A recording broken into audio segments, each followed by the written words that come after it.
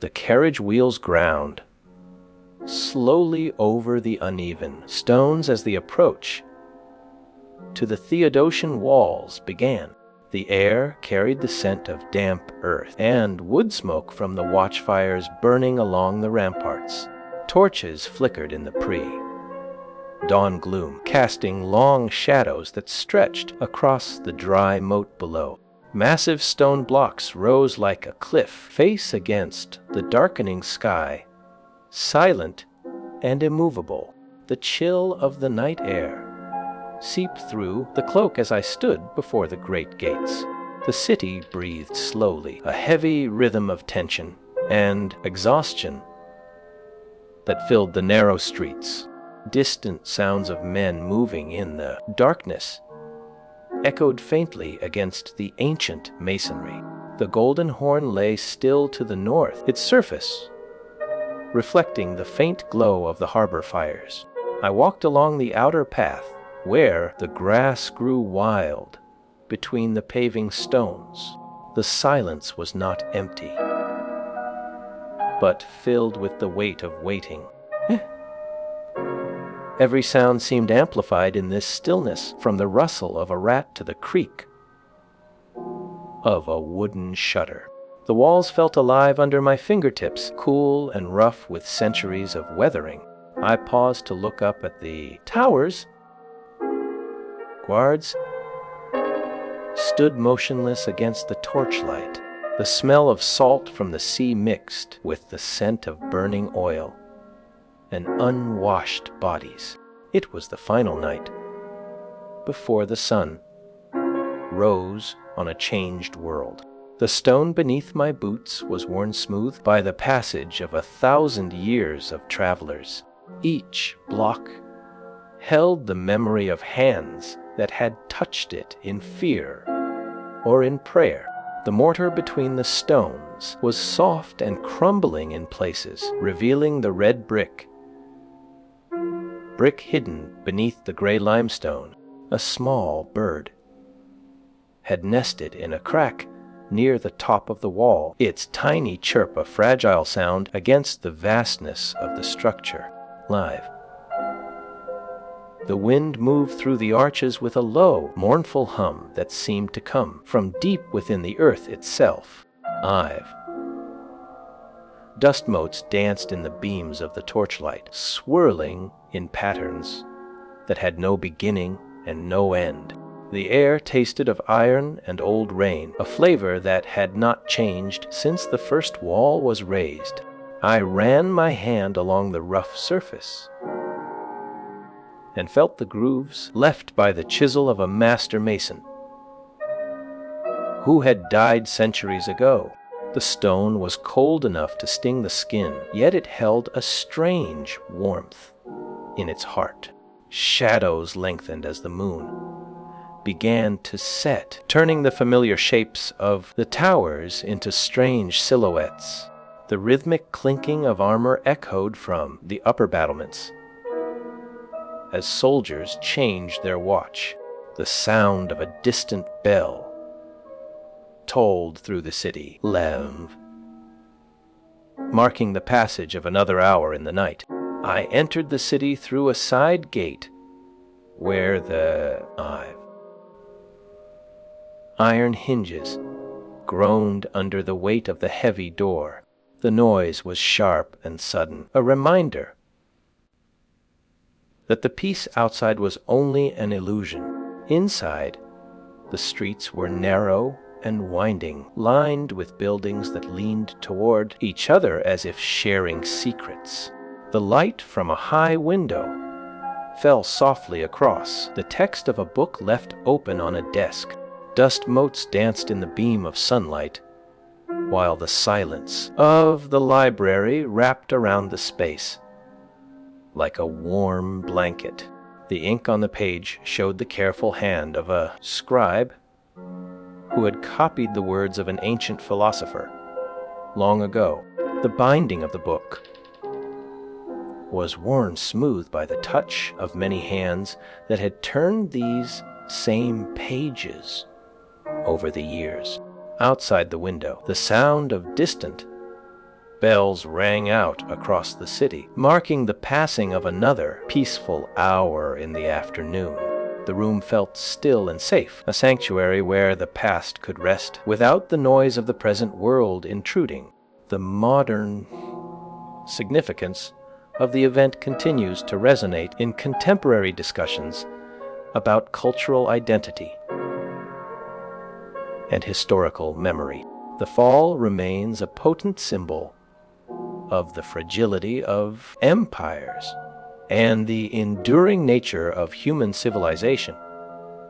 Despite political collapse, it serves as a reminder that even the greatest powers can fall, while their cultural contributions survive for future generations to study.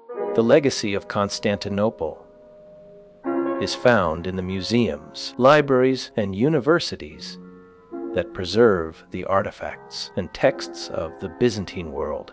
Scholars continue to uncover new details about the final days and the lives of those who lived through the siege. The story of the fall is told with reverence and respect for the complexity of the historical forces involved. It remains a subject of deep study and reflection for historians and students alike around the globe. The quiet endurance of the past offers comfort to those who seek to understand the long arc of human history. The gardens outside offered a brief respite from the heavy atmosphere of the streets. The scent of blooming jasmine drifted through the open arches, mingling with the cool breeze that rose from the Bosphorus. Monks walked slowly along the stone paths, their robes brushing against the mossy edges of the fountains that trickled with clear water. The light of dawn turned the white marble columns to a soft pink, highlighting the delicate carvings of acanthus leaves and scrolling vines. Birds sang in the cypress trees, their melodies weaving through the stillness of the early morning hours. This quiet space offered a sanctuary from the political tensions that threatened to engulf the city as the Ottoman armies gathered on the horizon. The relationships within these scholarly circles were defined by a shared commitment. I'd live to preserving the wisdom of the past against the encroaching darkness of uncertainty. Even as the city prepared for war, the masters continued to guide their apprentices in the art of reading and writing with unwavering dedication. The patrons, aware of the impending danger, increased their support for the arts in a final. The first hour after arrival brings a shift in the quality of the light as the moon begins to set. Shadows lengthen across the courtyards of the Blachernha Palace district, turning familiar shapes into strange silhouettes. You can hear the rhythmic clinking of armor as soldiers change their watch on the upper battlements. The sound of a distant bell tolls through the cool air, marking the passage of time with a slow, heavy rhythm that seems to echo in the bones of the city. I remember waking before the sun, my eyes adjusting to the gray light that filtered through the heavy curtains of the imperial bedchamber. The air inside was still, thick with the scent of beeswax candles that had burned low through the night. My father, Manuel, sat by the window, his silhouette sharp against the pale sky, his hands resting on the stone, still as if holding the weight of the world in his palms. He did not speak, for there were no words left that could change the tide of events gathering beyond the walls. The silence was a companion we had grown to know well, a quiet understanding that filled the spaces between our breaths. I rose from the bed, the wool of my tunic rough against my skin, and walked to the window to look out over the sleeping city. The domes of the great churches caught the first faint hint of dawn, their golden mosaics glowing with a soft inner fire that seemed to defy the encroaching darkness. Below, the streets were empty, save for the occasional figure of a monk, hurrying to the cathedral for the early prayers, his black robe blending into the shadows of the alleyways. The Bosphorus lay still, a sheet of dark glass, reflecting the few stars that had not yet faded from the sky. The water was cold, I knew, for the winter air carried a bite that seeped through the stone walls of the palace. My mother, Helena, sat at the small table in the corner, her hands folded in her lap, her face a mask of serene acceptance that hid the fear she must have felt.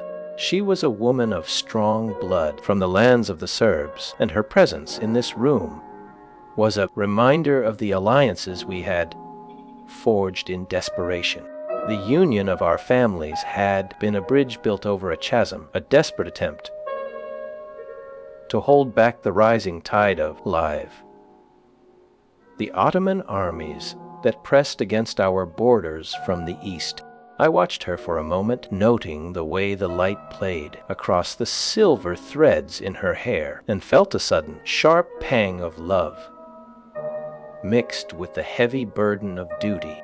The city was my inheritance, a legacy of centuries that now rested on my shoulders, though I had not asked for such a heavy crown. My brother Theodore held the title of heir, yet the winds of history often shifted without warning, and the path of a younger son, Liv, could lead to unexpected heights or sudden falls. I had spent my youth learning the arts of war and statecraft, studying the strategies of ancient generals and the philosophies of Greek scholars, all in preparation for a day that now felt terrifyingly close. The tutors had spoken of Plato and Aristotle in the shadow of the Hagia Sophia, their voices echoing in the vast halls, where the great bells rang out the hours of the day.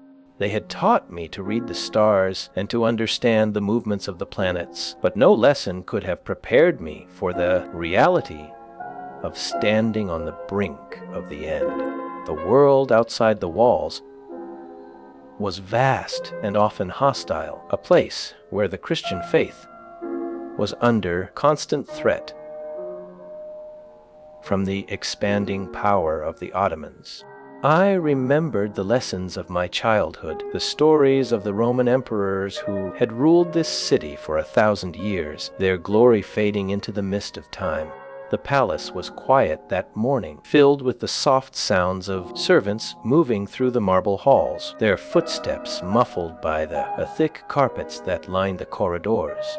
The scent of jasmine drifted through the open arches, mingling with the cool breeze that rose from the water below, creating a fragrance that was both sweet and melancholy. Monks walked slowly along the stone paths in the gardens outside,